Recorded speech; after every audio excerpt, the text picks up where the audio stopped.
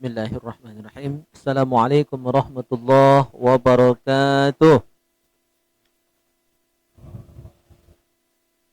Alhamdulillah. Alhamdulillahilladzi an'ama alaina ni'aman katsirah. Asyhadu an la ilaha illallah wahdahu la syarika lah. Wa asyhadu anna sayyidana Muhammadan abduhu wa rasuluhu la nabiyya ba'dah. Allahumma shalli wa sallim wa barik wa karrim mu'azzim ala sayyidina Muhammad wa ala alihi wa sahbihi wa mawalah amma ba'du. Al-mukarramun, para jamaah yang mulia, ikhwani fillah rahimakumullah, bil khusus sahibul bait Pak Komarudin, keluarga besar, semoga beliau senantiasa sehat walafiat, hajat beliau dikabulkan oleh Allah Subhanahu wa taala. Bil khusus yang sebentar lagi beliau akan menikahkan putri beliau. Semoga acara ini, hajatan beliau ini dilancarkan oleh Allah Subhanahu wa taala, dijauhkan dari segala musibah, bala, bencana yang akan menghalangi terselenggaranya dan suksesnya acara ini. Amin Allahumma amin. Salawat dan salam semoga senantiasa tercurahkan ke hadirat junjungan kita Nabi Muhammad SAW serta keluarga, sahabat dan pengikut beliau. Alhamdulillah, syukur jamaah yang mulia, kita masih bisa bersua, bersilaturahim, melanjutkan ta'lim ini, walaupun sering juga saya bilang di tengah kesibukan kita masing-masing, ada pejabat, Pak Nuroni, ya kan, ada yang mantang karet, ya kan, ada yang jualan sewet, ya kan, ambil tea dengan ujung, gitu kan, dan lain sebagainya. Ada juga tukang stromet, tak baca nama etinya itu. Alhamdulillah, ya, segala kesibukan kita, ya, Mang Wahab ini yang paling senior di antara kita, masya Allah, malu yang muda-muda ya, muda-muda dibandingkan beliau. Nah ini juga ya Pak Sumardi, alhamdulillah, Pak Walija walaupun sudah pensiun, alhamdulillah kita dipersatukan oleh Allah Subhanahu wa taala dalam bingkai majelis ini yang sudah alhamdulillah berumur berapa tahun ini, sudah 3 generasi ya, dari Mang Mael almarhum, nyambung Kiai Yusuf, nyambung saya pun sudah 5 tahun ya, luar biasa dengan segala turun naiknya udah ya. Turun naiknya rame, sepi, berubah hari, berubah jadwal ya kan. Alhamdulillah, mudah-mudahan ini semakin mengokohkan persatuan, persaudaraan dan kekompakan kita semua. Alhamdulillah. Kita malam hari ini akan kaji kitab baru sebagai selingan saja biar dah bahas kematian terus ya. Aku sedih di Bang Mani itulah. Tak katik bunyi lagi asal bahas bab kematian itu ya. Masya Allah. Kosok nian bacanya kan. Katik tanyakan lagi, katik bunyian lagi. Tak berkelakar lagi beliaunya. Malam hari ini kita akan bahas kitab Al-Kabair, dan ini belum pernah dibahas di majelis manapun, di majelis yang saya asuh, karya Imam Az-Zahabi. Isinya 70 dosa besar. Ada kitab lain lagi tuh ya, kitab Az-Zawajir, itu lebih tebal lagi, 3 kali lipat dari sini tebalnya. Isinya sama, tentang dosa besar juga. Nah kita mulai dari yang tipis dulu ya. Ini termasuk tipis masih. Ada yang lebih tebal lagi ya, 3 kali lipat dari sini tebalnya. Insyaallah mudah-mudahan kita bahas hal ini, bahas dosa besar bukan untuk melakukan dosa besar, tapi untuk menghindari dosa besar itu kita lakukan ya. Belajar tentang yang salah bukan untuk melakukan kesalahan yang sama, tapi kalau bisa kesalahan itu kita hindari ya. Dan terkait dengan tema kita bulan ini juga, ini adalah bulan Mi'raj, bulan Isra Mi'raj, bulan Rajab. Lain kita banyak berdoa kepada Allah Subhanahu wa taala supaya diberkahi dalam bulan ini. Allahumma barik lana fi Rajab wa Sya'ban wa balighna Ramadan. Bulan ini juga dikenal dengan sejarah ya, turunnya perintah salat 5 waktu tepat setahun sebelum Rasulullah hijrah ke Madinah. Dan tahun itu adalah tahun duka cita, Amul Huzni. Hari tahun sangat sedih ya bagi Rasulullah karena ditinggal oleh 2 orang yang sangat menyayangi beliau sallallahu alaihi wasallam dan membela beliau sampai habis hartanya, yaitu istri beliau Siti Khadijah dan paman beliau Abu Thalib. Siti Khadijah itu luar biasa. Istri, kurasa saru nak nemu ke istri sehebat Siti Khadijah itu ya. Dari orang kaya raya sampai bangkrut membela perjuangan Islam, perjuangan Rasulullah sallallahu alaihi wasallam. Bahkan dikisahkan ketika meninggalnya Khadijah itu, Siti Khadijah, kain kafan beliau pun tuh tidak cukup ya untuk menutupi seluruh tubuh beliau. Ya, itu tahun yang paling menyedihkan bagi Rasulullah SAW. Maka beliau diberikan bisyarah, kabar gembira Allah SWT dengan dipanggil ya untuk diperlihatkan ayat-ayat kebesaran Allah SWT melalui peristiwa Isra wal Mi'raj. Jadi bulan ini adalah ulang tahunnya salat, dan kita akan bahas terkait dengan hal ini. Dan salat itu ketika ditinggalkan maka dia termasuk dosa yang paling besar. Urutan nomor 4 dari 70 dosa besar, nomor 1 itu syirik. Itu dosa paling besar. Ya, zulmun azim. Ya, syirku billah. Yang kedua, membunuh. Karena membunuh satu nyawa yang tidak bersalah, faka'annama qatalan nasa jami'ah. Manusia ke orang yang tak bersalah sama dengan membunuh seluruh manusia yang pernah hidup di dunia. Nauzubillah. Jangan pernah. Yang ketiga, sihir. Main-main sihir. Berdukun termasuk di dalamnya. Sihir-sihir itu kan.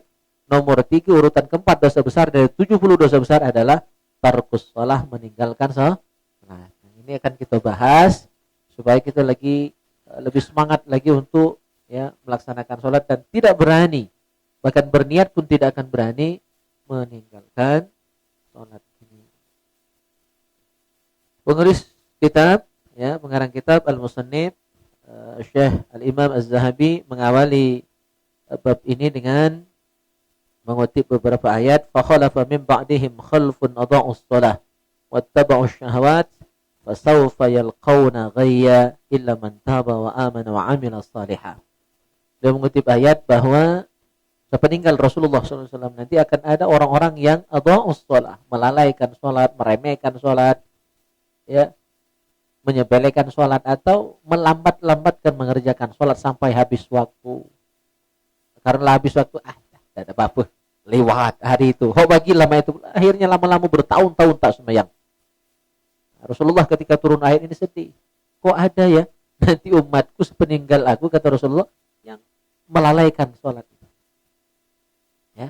Jadi ketika kita meninggalkan salat, itu bukan cuma dosa besar bagi kita, auzubillah ya, tapi membuat Rasulullah SAW sedih. Membuat sedih orang yang paling dikasihi oleh Allah itu dosa besar. Jadi bertambah puluh dosa. Bukan cuma meninggalkan sembahyang. Dosa buat Rasulullah sedih itu sudah berdosa. Ya. Buat orang tua kita bersedih lagi dosa. Ya. Apalagi membuat sedih baginda Rasulullah Sallallahu Alaihi Wasallam. Nah, Ibnu Abbas ketika menafsirkan ayat ini, kata Imam Az-Zahabi, qala Ibnu Abbas radhiyallahu an, laisa ma'na adha'uha tarakuha bil kulliyati walakin akharuha an awqatiha. Makna adha'u, meninggalkan di sini bukan meninggalkan al-kulliyah, seluruh salat, bukan meninggalkan salat 5 waktu, bukan. Mungkin masih digawe kayaknya. Kata Ibnu Abbas, mungkin masih dilaksanakan salat 5 waktu tadi. Tetapi walakin akharuha an awqatiha. Termasuk sudah adha'us shalah, melalaikan salat, adalah mengakhirkan salat tadi sampai habis waktu, sampai mepet waktu. Kaki. Oh, tinggal dikit baru sembahyang. Yang ansapnya, yang luar biasa lagi, salahnya itu makin besar biasanya, lah habis waktu. Ya. Akhirnya tak digawekan yang salat itu sama. Jadi sudah termasuk melalaikan salat, mengakhirkan, menunda. Ya, menunda salat itu. Maka misalnya Sa'id bin Al-Musayyab, beliau menerangkan makna ayat ini adalah huwa alla yusalli az-zuhra hatta ya'tiyal asr. Dia tidak sholat zuhur sampai tiba waktu asar. Lah mepet-mepet. Waktu lah habis, hampir habis waktu baru sholat. Dan demikian seterusnya. Itu sudah melalaikan. Dalam ayat lain, fawailul lil musallin. Alladzina hum an salatihim neraka wail. kebinasaan, kecelakaan bagi orang yang melalaikan salat. Siapa mereka? Alladzina hum an salatihim sahun, yang lalai dalam salatnya. Apa makna ayat ini? Ay ghafiluna anha, mutahawinuna biha. Itu orang yang lalai dari salat atau meremehkan salat. Tenang. Masih muda juga. Kagetlah tunggu bro sembahyang. Tenang be. Itu termasuk melalaikan dan meremehkan salat.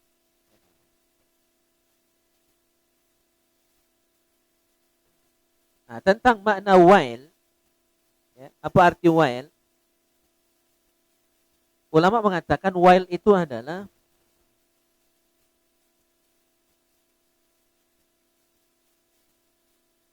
wa huwa syiddatul azab.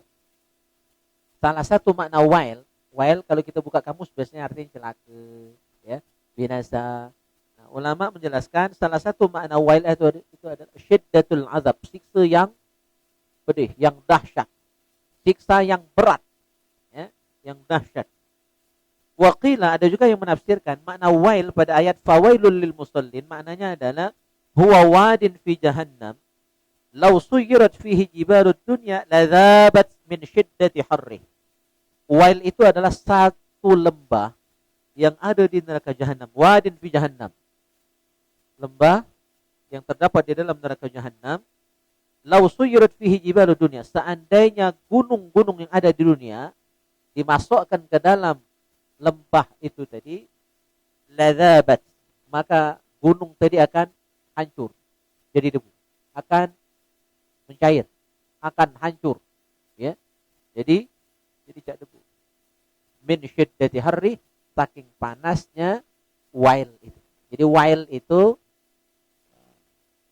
adalah apa tadi? Lembah yang dapat menghancurkan gunung-gunung yang ada di dunia, saking panas.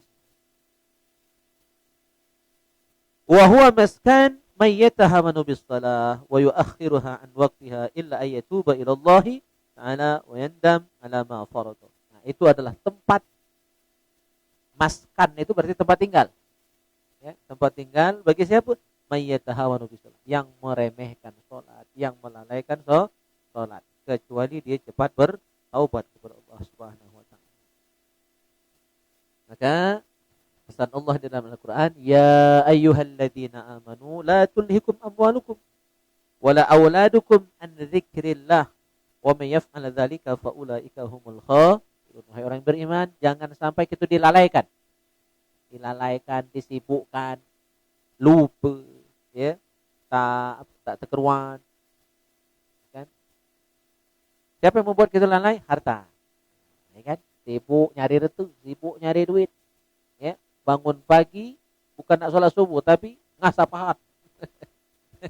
Ngasah pahat langsung pergi mantang. Itu sering kita saksikan. Padahal bisa ditunda. Tenang be, jangan takut getahnya be. Santai-santai be. Solat dulu, Momen ngasah pahat tak apa-apa. Jangan sudah ngasah pahat langsung beli ikutan. Sudah ngasah pahat, mandi junub, mandi dulu, wudu ke masjid, balik dari masjid baru pergi mantang. Pakailah pakaian dinas itu, dengan segala cupunya, atributnya, sebagainya. Silakan. Tapi sembahyang dulu, jangan dibuat lalai oleh harta. Yang dagang, ada apapun, pergi cepat. Cuma pas ada masjid, kalau datang ke lokasi, intinya jangan tinggal sembahyang, belum berangkat, kalau baca atau setelah berangkat, tapi nanti mampir di masjid itu. Wala auladukum, atau dilalaikan oleh anak-anak kalian. Ini yang banyak lalai oleh anak nih, ibu-ibu, dengan alasan nyusui budak, Mbaknya pula kadang-kadang ngerok. Tadi lalai. Akhirnya sibuk, dah sudah lagi sudah ngurus anak, ngurus baknya pula Itu bukan alasan untuk tinggal ke sembahyang. Kadang-kadang memang repot untuk perempuan. Kita maklum, kita sadar bajunya kotor kena ini, apalagi tak pakai pampers tak apa repot. Tapi tetap tugas sebagai hamba Allah, disitulah jihadnya seorang perempuan, seorang wanita. sambil ngasuh, ya, membesarkan anak, ya, tapi tetap mengabdi, ya, kepada Allah Subhanahu Wa Taala. Nah, jangan melalaikan harta kita, anak kita dari zikrillah, dari ingat kepada Allah. Siapapun yang melakukan hal itu, artinya lalai, ya, dari ibadah, dari ingat kepada Allah, gara-gara reteh, gara-gara anak, gara-gara keluarga, gara-gara jabatan, pangkat, gara-gara nyari duit, ya kan, urusan dunia intinya, maka faulaika humul khasirun. Itu orang-orang yang khasir, yang rugi, ya, rugi itu. Nah, para ahli tafsir, qala al-mufassirun, para ahli tafsir menjelaskan makna ayat ini. Yang dimaksud dengan zikrillah itu al-murad bi zikrillah fi hadhihi al-ayah as-shalawatul khams. Jadi yang dimaksud dengan lalai dari berzikir kepada Allah pada ayat ini adalah salat. Berarti salat itu termasuk zikir. Atau maknanya bahwa di dalam salat harus ingat Allah, jangan ingat yang lain. Ingat jualan, ingat beguan misalnya kan. Wah, loh Kak, begu tuh. Jangan nyangkit orang musim hari musim corona nih kan. Serahkan kepada Allah. Kalau diangkit, ya berdoa minta diganti dengan lain. Aku kadang-kadang tuh berdoa, ya Allah, ya motor kini buruk, ya kan? Tidak apa-apa lah, mana demi orang asal diganti dengan Innova. Kalau aku berdoa aneh-aneh model itu. Tidak apa-apa, ikhlas aku. Ya, diambil pergi motor kini asal engkau ganti dengan rezeki yang lebih baik. Jadi tidak usah sedih, ya kan? Makanya aku hilang HP yang kemarin tidak boleh. Hilang HP apa? HP 800.000 kan berganti HP 2 juta lah banyak kan itu. Tidak masalah, ya. Kita berdoa minta dengan yang maha segalanya itu. Tidak usah masukkan di pikiran, ya. Buat sholatnya lupa dari Allah. Jadi sholat itu ingat Allah, ya. Dan di dalam sholat harus banyak-banyak ingat Allah. Jangan ingat yang lain. Faman ishtaghala bimalihi fi bai'ihi wa syara'ihi wa ma'isyatihi wa dhai'atihi wa auladihi anis salah fi waqtiha kana minal khasirin. Orang yang lalai oleh gawean, oleh jualan, oleh pekerjaan, oleh jabatan, oleh anak-anak ini, laki dan sebagainya, urusan dunia, sehingga melalaikan dia dari sholat, sampai terlambat sholat, sampai bahkan yang paling parah tidak mengerjakan sholat sama sekali, bahwa minal khasirin, termasuk orang yang rugi.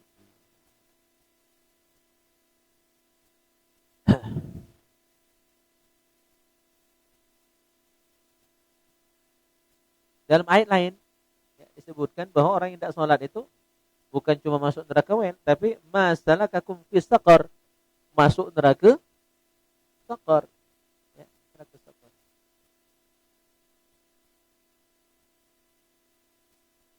Kita di ayat selanjutnya, hadis menjelaskan tentang besarnya salah dan dosa orang yang meninggalkan salat. Man fatatuhu salatul asr habita amaluhu. Orang yang meninggalkan salat asar, maka seluruh amalnya habis. Jadi walaupun amalnya banyak, gara-gara meninggalkan salat asar, amalnya habis. Mana yang 5 waktu tinggal? Selesai. Man taraka as-salata muta'ammidan faqad bari'at minhu dhimmatullah. Siapa yang meninggalkan salat dengan sengaja, maka dia sudah terbebas dari tanggungan Allah. Allah tidak tanggung jawab. Dibiar ke Tuhan. Dicuekkan tuh Tuhan. Ya, antaklah nak melintang mujur, lajulah ya Allah. Nak makan rimau, lajulah. Ya. Jadi kalau ke deret dimakan rimau, ojek kiai kami itu. Kalau ke laut ditelan boyu. Nah, hidupnya sudah di luar fi zimmatillah. Ya. Tidak dikeruankan lagi. Tidak ditanggung lagi. Tidak dijamin lagi hidupnya oleh Allah. Melintang mujur, lajulah. Alhamdulillah. Kalau dah dibuat mah itu, ya, sedih gitu. Ya. Nyerah. Nah, tapi sebaliknya, ya, Rasulullah SAW, man hafadha 'alaiha kanat lahu nuran wa burhanan wa najatan yaumal qiyamah. Barang siapa yang menjaga salat, ya, arti menjaga salat berarti tidak tinggal, tidak lalai. Ya. Maka salat itu akan menjadi nuran, menjadi cahaya. Yang kedua, burhanan, menjadi petunjuk. Wa najatan, penyelamat, penolong pada hari kiamat nanti. Tapi sebaliknya, wa man lam yuhafiz 'alaiha lam takun lahu nuran wala burhanan wala najatan yaumal qiyamah. Siapa yang tidak menjaga salat, melalaikan salat, maka di akhirat nanti dia tak kati cahaya, tak kati penunjuk, kati pembimbing, kati penyelamat, kati yang nolong. Ya, celaka nian, kati yang nolong.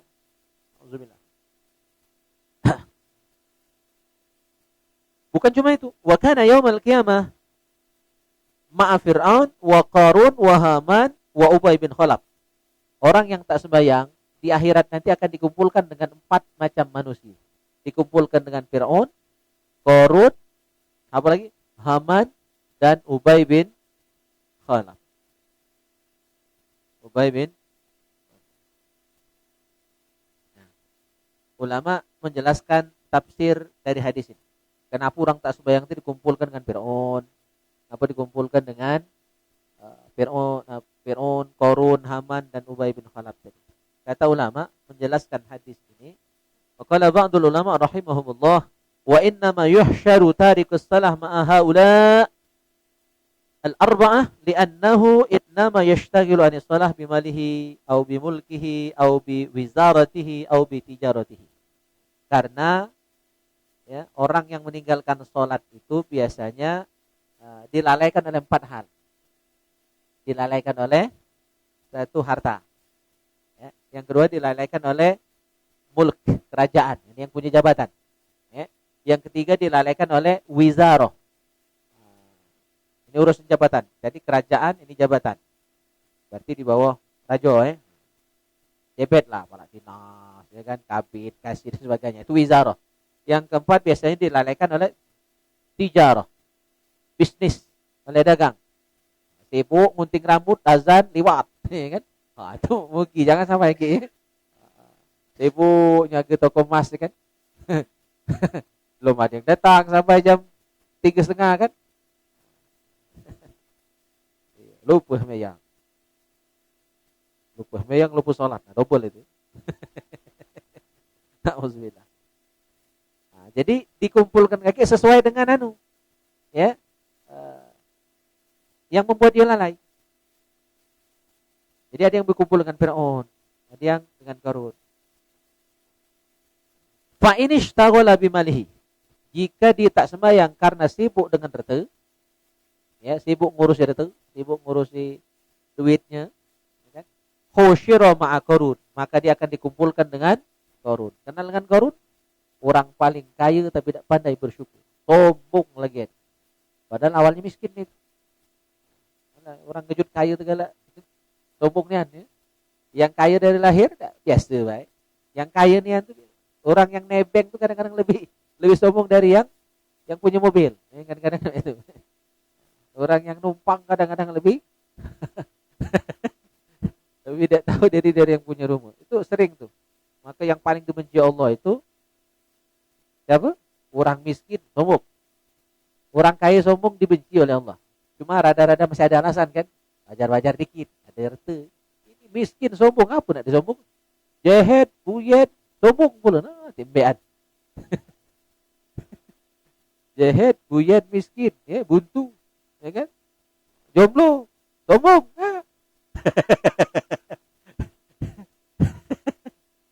Timbean. Nah, itu paling luat Tuhan modelnya. Jadi yang lalai ibadah karena hartanya dikumpulkan dengan Fir'aun. Fir'aun itu orang kaya sombong. Ya. Maka hartanya dengan dia ditelan tanah, ditelan bumi. Saking terkenalnya setiap ketemu barang berge dalam tanah disebut harta Qarun. Itu saking ya, saking terkenalnya kejahatan dia. Padahal belum tentu harta Qarun kan? Sudah jadi istilah kita akhir. Wa ini ishtaghala bimulkihi. Jika dia sibuk, lalai, tak sembahyang gara-gara mulkihi, kerajaannya. Nah, ini raja nih. Minimal raja itu paling rendah siapa? Raja. Pak RT, Pak RW, ya. Sampailah paling tinggi presiden. Itu raja-raja dunia. Lalai, aku tak sembahyang ya Allah, sibuk ngurus RT ku. Ya Allah, hebat kape. Iya. Banyak kape orang RT itu. Tak sembahyang, ibu belum jadi RW, belum jadi presiden. Ya. Nabi Daud itu raja kan, Nabi Sulaiman itu raja kan, Nabi sekaligus raja. Tapi Nabi Daud itu dan Nabi Sulaiman malam itu pecah ahli ibadahnya, ahli ibadah bukan pecah, ahli ibadah betul, tidak boleh diganggu. Ya, dia ngurus kerajaan siang hari, malam khusus untuk Allah. Raja-raja menari, ada yang mana dalam itu? Sampai dah lu nerima tamu, urusan daunnya kan itu. Ada nemu kiai, ya, datang ke rumah kiai dari 7 hari seminggu, sebulan kadang kecul. Tak nasihat dari kiai. Ulama yang bagus itu, yang undang kiai minta nasihat. Marah-marahi kiai, dengar baik, nurut baik. Kan minta nasihat. Ini nasihat tersinggung. Dikatakan nak merongrong kekuasaan. Alhamdulillah. Nah, yang model itu Husyira ma'a Fir'aun, dikumpulkan dengan Fir'aun. Raja-raja dunia yang melalaikan sholat. Ya, karena urusan kerajaannya, kekuasaannya dikumpulkan dengan Fir'aun. Yang ketiga, wa inishtaghala biwizaratihi. Jika dia sibuk lalai dari sembahyang karena wizarah, karena urusan kementeriannya. Nah, ini urusan ya, anak buah raja, ya kan? Dinas, ya kan? Menteri, ya, perdana menteri. Maka husyira ma'a Haman, dia akan dikumpulkan dengan Haman. Siapa Haman? Haman ini perdana menterinya Firaun. Aku sibuk disuruh presiden ke sana. Disuruh bupati, disuruh gubernur. Sibuk. Alasan yang tidak diterima. Yang keempat, wa inishtawala bi tijaratihi. Jika dia lalai dari sholat karena urusan dagangan, urusan bisnis. Husyira ma'a Ubay bin Khalaf tajirul kuffar di Makkah. Maka dia akan dikumpulkan dengan Ubay bin Khalaf, ya, orang tajir, orang kaya, bisnismen kafir, ya, yang berasal dari Makkah. Nauzubillah. Ya, jadi dikumpulkan sesuai dengan kawannya. Ya, bisnismen, rombongan bisnismen, ya kan? Tapi mereka, ya, raja dengan raja, tapi sama-sama di Nauzubillah.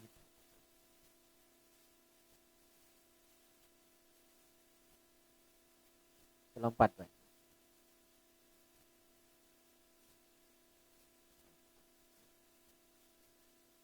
Man lam yusalli fala dina lahu. Orang yang tidak salat berarti orang yang tidak beragama. Man taraka salatan wahidatan muta'ammidan laqi Allah taala wa huwa alaihi ghadban. Dan meninggalkan salat dengan sengaja, satu salat saja ditinggalkan dengan sengaja, maka dia akan berjumpa dengan Allah. Allah ghadban, marah sama dia. Allah murka. Man laqi Allah wa huwa mutayyi'un lis-shalah, lam ya'ba'illah bi syai'in min hasanatihi.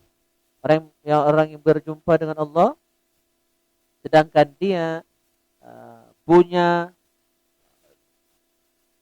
dosa besar karena meninggalkan salat, maka Allah tidak akan memperdulikan amal solehnya. Jadi dia banyak amal tapi sembahyang tinggal, maka amal dia sebanyak tadi akan dicuekkan oleh Allah SWT. Karena apa? Amal yang pertama kali akan dihisabkan salat. Kalau salatnya bagus, yang lain yang enggak bagus. Salatnya banyak tinggal, maka sebanyak apapun amal kita hilang, dianggap zong. Ya, nauzubillah. Nauzubillah.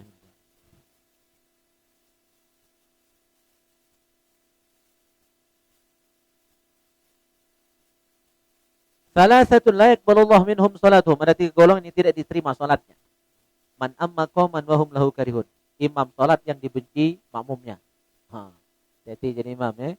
Tapi dibenci ini tadi saya terangkan di Masjid Jami' Suhada, ada alasan yang dibenarkan. Kalau benci oleh iri dengki, maka itu tidak pengaruh, ya. Nah, benci maksud orang benci kita karena memang kita tidak bagus. Itu yang jahat, itu yang jelek. Ilmu pas-pasan, maksukan diri, ngotot jadi imam. Tentang ketua masjid, pokoknya aku akan ketua masjid, aku jadi imam. 5 waktu, sepanjang tahun, seumur hidup. Nah, tidak mesti, ya. Jadi imam yang dibenci oleh makmumnya karena memang kesalahan dia, ya, bukan karena orang iri dan dengki. Kalau iri dan dengki, ya salah yang iri dan dengki.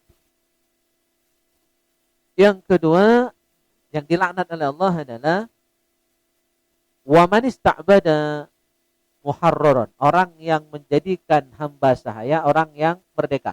Jadi ada orang merdeka, ditangkapnya, dijual, jadinya budak. Nah, itu zaman dulu kan, mempermudah, ya, menjadikan budak orang yang merdeka. Itu laknat Allah. Yang ketiga, terkait dengan bahasan kita, warajulun atas salat dibarat.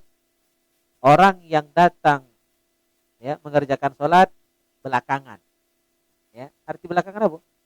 Telat. Memang semayang, cuma telat.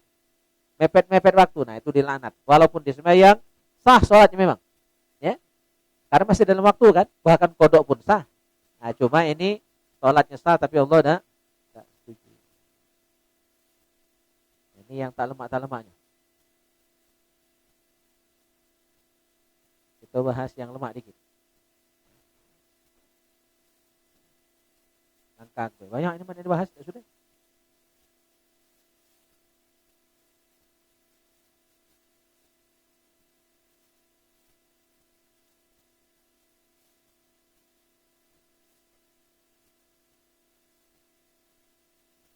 Nah, ini waqala Ibnu Umar. Ibnu Umar itu anaknya Umar bin Khattab, ya. Abdullah bin Umar bin Khattab. Kharaja Umar yauman ila haitin lahu faraja'a wa qad shalla an-nas al-'asr fa qala Umar. Jadi beliau ini mengisahkan ayahnya yang menceritakan anaknya sendiri itu Abdullah. Yang diceritakan adalah Umar bin Khattab suatu hari keluar rumah pergi ke kebun, haid, pergi ke kebun kurmanya. Saking asiknya di kebun, pas balik, yang orang sudah selesai sholat berjamaah di masjid. Sudah selesai sholat asar. Faqala Umar, inna lillahi wa inna ilaihi raji'un. Ya, jadi Umar, gara-gara ketinggalan sholat berjamaah, sholat asar, mengucap, inna lillahi wa inna ilaihi raji'un. Kalau gitu Bang Bani mana gitu? Alhamdulillah. Ya, kan? Syukur tak semayang. Umar bin Khattab sedih. Ya, sampai mengucapkan tarji inna lillahi wa inna ilaihi raji'un. Fatatni salatul asri fil jamaah. Aku ketinggalan salat berjamaah, salat asar berjamaah. Apa kata Umar? Usyahidukum anna haiti 'alal masakin shadaqatan liyakuna kaffaratan lima sana'a Umar radhiyallahu anhu.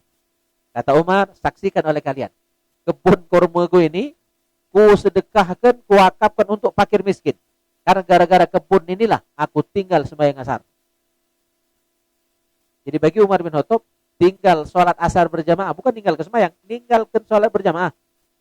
Bukan sengaja, ketinggalan kan? Lupa. Gara-gara sibuk di kebun, beliau akhirnya ketinggalan berjamaah sholat asar. Maka beliau tebus kesalahan itu dengan mewakafkan kebun kurmanya. Mudah-mudahan kata beliau, kafaratan lima sana'a Umar. Menjadi penebus salah, ya, dia sudah meninggalkan jamaah. Nah, ini tidak heran karena Umar ini termasuk sahabat Nabi yang tasyaddud, sangat keras terhadap dirinya, ya. Jadi beliau tuh pengen yang afdol beneran, walaupun bukan dosa. Jadi level kita ini macam-macam, ya, beda-beda. Kalau untuk orang awam kan tidak dosa, tidak tinggal ke salat berjamaah itu. Dosa tidak? Tidak kan? Salat berjamaah itu sunnah. Paling tinggi adalah fardu kifayah.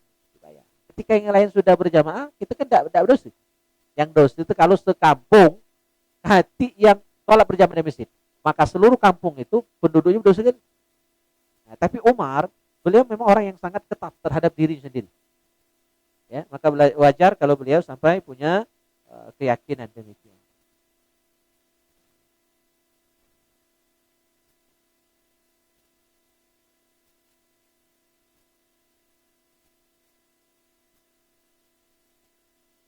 Baik, cukup sampai di situ. Ada pertanyaan sampai di sini? Yes, Bang Gopar.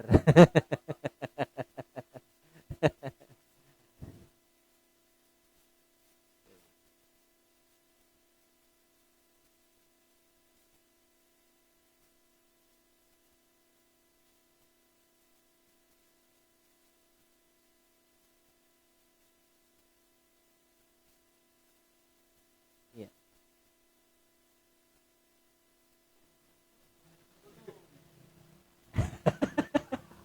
Assalamualaikum warahmatullahi wabarakatuh.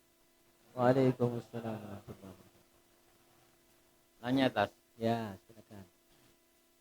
ini tentang doa iftitah. Ya. selama ini kan aku yang ku ketahui memakai doa iftitah itu ini wajah tuh.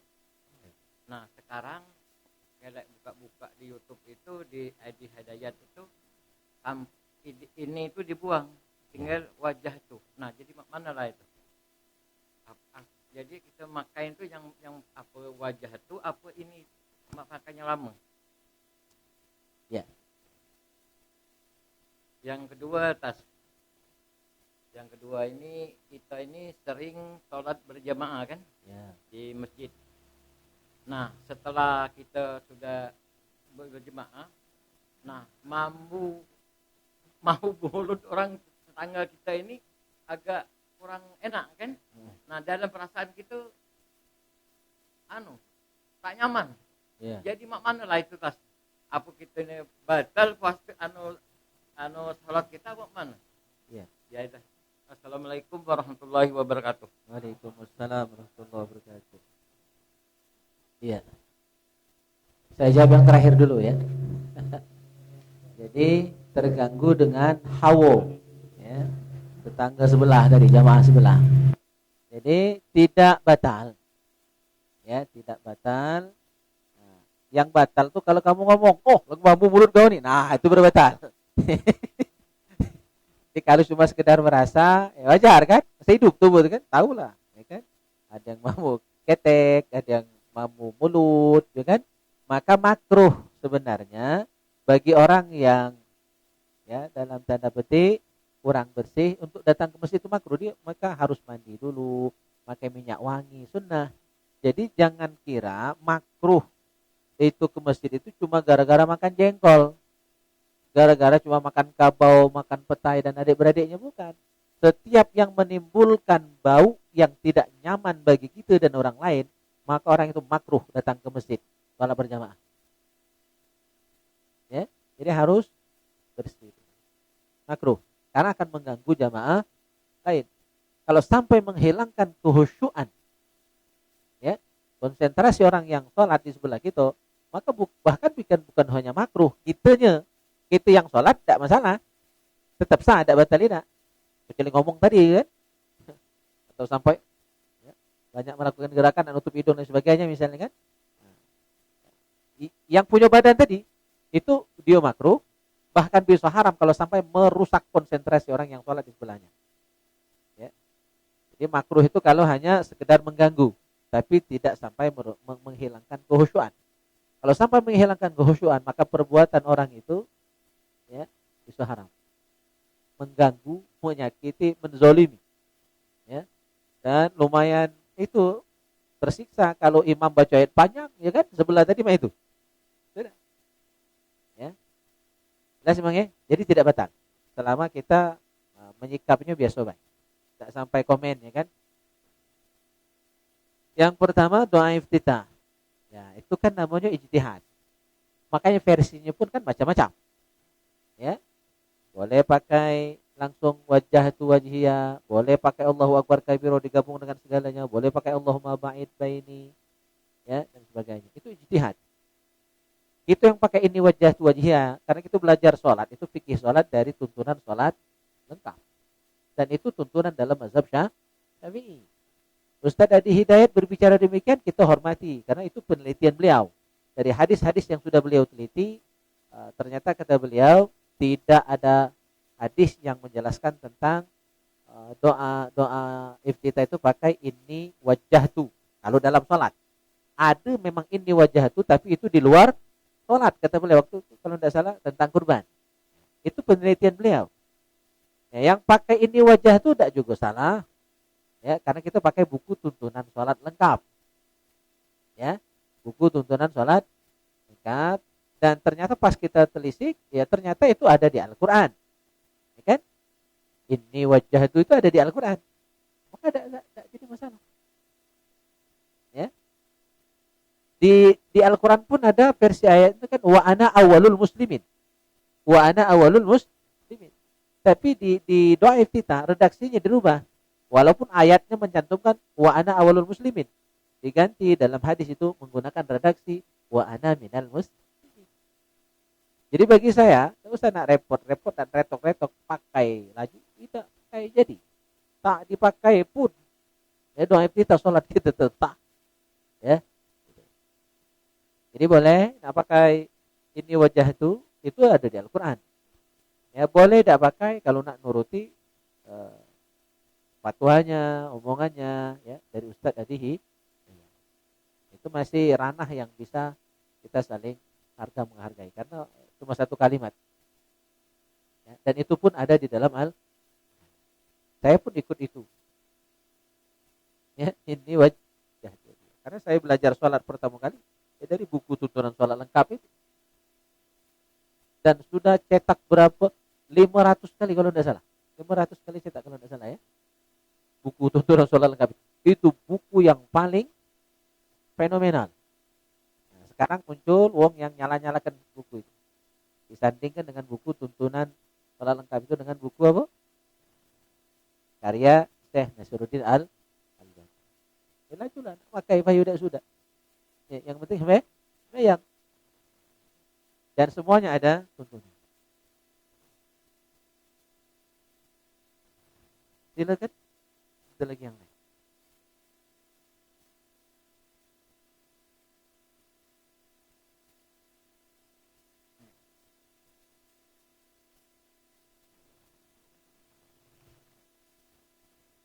Assalamualaikum warahmatullahi wabarakatuh.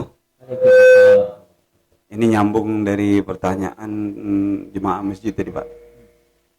Itu yang apa? Bacaannya terlambat. Itu memang jemaah di situ memang ada yang terlambat. Memang bawaannya nih. Jadi mana lah kalau itu banyak celaan. Itu sebenarnya pertanyaan tadi tuh menyangkut orang itu. Jadi sedih kadang-kadang tuh mikirnya. Mana harusnya. Rasanya sudah pernah saya bahas itu ya. Iya. Tentang orang yang memang lelet.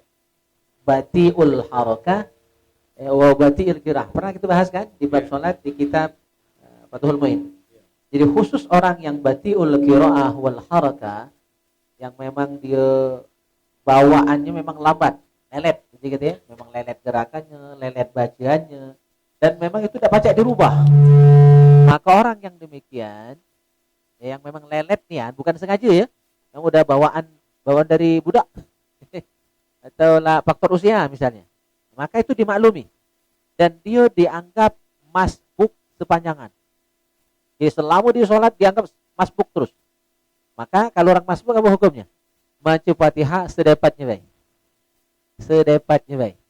Kalau dia ketinggalan gerakan, ya kan tadi maksimal tinggal dua rukun fi'li ya. Nah, untuk orang yang seperti itu ya dimaklumi. Karena memang batiul qiraah, batiul harakah. Dia dianggap masbuk terus. Walaupun dia tidak masbuk. Khusus orang itu. Atau yang tadi saya terangkan di masjid ada ya, kan baca Fatihah itu ada dua versi dalam mazhab Syafi'i. Bagi yang normal ya, dan ini yang paling afdol membaca Fatihah bagi makmum setelah Fatihah imam. Ya, setelah Fatihah imam itu yang paling afdol menurut mazhab Syafi'i. Jadi sudah dhalin, amin kita sama-sama. Nah, makmum buru-buru baca Fatihah. Imam diam dengar. Beri waktu sejenak. Ya, walaupun tidak sampai tuntas Fatihah. Bagusnya sampai selesai Fatihah makmum. Nah, itu yang pertama. Yang kedua untuk yang lambat tadi, yang lelet tadi, maka pakai pendapat kedua. Alternatif, boleh. Fatihah makmum tadi bersamaan dengan Fatihahnya imam. Tapi ini hanya khusus yang lelet tadi. Ya, atau tidak lelet. Cuma dia tahu imam ini asal baca ayat, sudah Fatihah, pendek.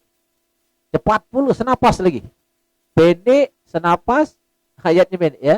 Nah, cepat pula. Nah, dia nyangkut bakal tidak terkejar. Dugaan dia.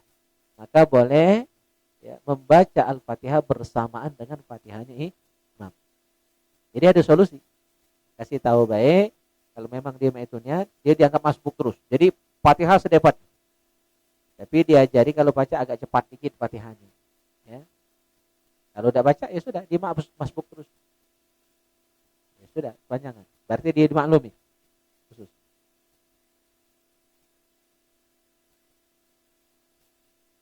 Suruh dia. Iya. Itu karena tidak paham. Kalau kita paham kan, anteng baik kan? Wah, ini orang yang termasuk pengecualian. Ya, gitu. Sama dengan orang tak ke masjid. Jangan buru-buru kita tuduh dia munafik. Ya kan?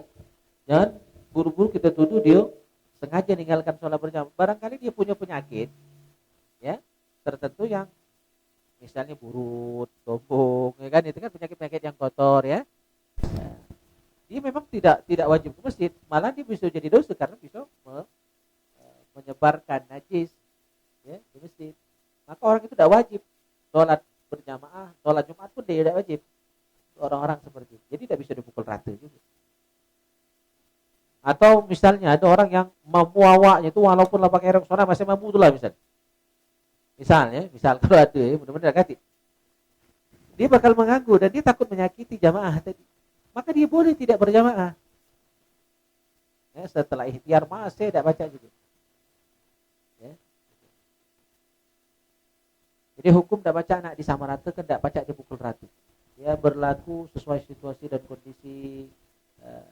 Fatwa itu seperti jengok-jengok. Lain orang kadang-kadang lain hukum. Banyak pertimbangan-pertimbangan. Tidak ada saklek, ya. Walaupun di kitab sudah bilang A, kadang-kadang pada prakteknya itu harus diperhatikan lagi korinahnya, variabel-variabelnya. Dijengok dulu. Makanya mufti itu dia adalah orang yang tidak saklek menerangkan hukum dari kitab. Dijengok dulu. Ya. Banyak analisanya. Nanti sampai pada istinbat hukum, kesimpulan hukum. Ya. Ada lagi? Izin nyampe ke pertanyaan dari jamaah online dari Ade Tunggal Bahial Halim. Hadir Ade. Mana? Assalamualaikum Ustaz. Saya mau bertanya, jadi kan saya pernah dengar ceramah salah satu Ustaz di Palembang. Ustaz tersebut bilang kalau doa kunut itu bisa dibaca setelah ruku, waktu berdiri, dan waktu i'tidal. Sebelum maaf. Lagi. Kunut itu bisa dibaca sebelum ruku, waktu berdiri, dan waktu i'tidal. Apakah itu benar Ustaz? Sebelum ruku. Ya, itu bukan Syafi'i. Kalau Syafi'i tidak sah kunut yang dilakukan selain di i'tidal. Jadi kunut itu hanya pada waktu i'tidal, rakaat terakhir dari sholat subuh. Atau kalau kunut nazilah dilakukan pokoknya di rakaat terakhir. Di i'tidal rakaat terakhir. Kalau dilakukan sebelum atau setelah, maka belum dianggap baca kunut. Berarti belum kunut. Dan harus sujud sahwi. Ya. Itu memang ada, tapi bukan Syafi'i.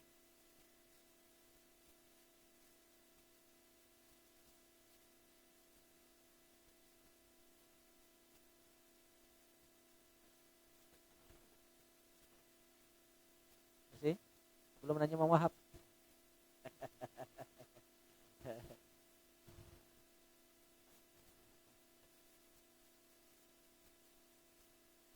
Oke, ada tanyaan ke?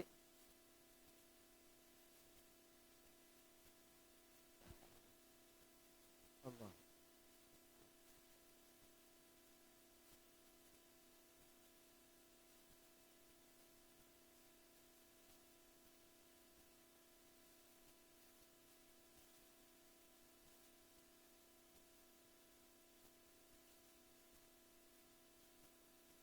Oke, habis tanya. Laju mang namanya itu mang ya. Sudah ya? Oke, kita cukupkan dulu pemeriksaan kita malam hari ini. Mudah-mudahan berkah, manfaat untuk kita semua. Kita akhiri dengan doa kepada majelis. Subhanakallahumma wa bihamdika, asyhadu an la ilaha illa anta, astaghfiruka wa atubu ilaik. A'udzu billahi minasyaitonir rajim. Bismillahirrahmanirrahim. Alhamdulillahirabbil alamin. Allahumma shalli wa sallim ala sayyidina Muhammad wa ala ali sayyidina Muhammad. Allahumma ij'al jam'ana hadha jam'an marhuma wa tafarruqana min ba'dihi tafarruqan ma'suma. Allahumma barik lana fi Rajab wa Sya'ban wa ballighna Ramadan. Allahumma barik lana fi awladina wahfazhum wa la tadurruhum warzuqna birrahum. Rabbana hab lana minas salihin. Rabbana hab lana minas salihin. Rabbana hab lana minas salihin. Rabbana hab lana min azwajina wa dhurriyyatina qurrata a'yun waj'alna lil muttaqin للمتقين إماما ربنا آتنا من لدنك رحمة وهيئ لنا من أمرنا رشدا ربنا آتنا في الدنيا حسنة وفي الآخرة حسنة وقنا عذاب النار صلى الله على خير خلقه محمد وعلى آله وصحبه أجمعين والحمد لله رب العالمين تقبل الله منكم.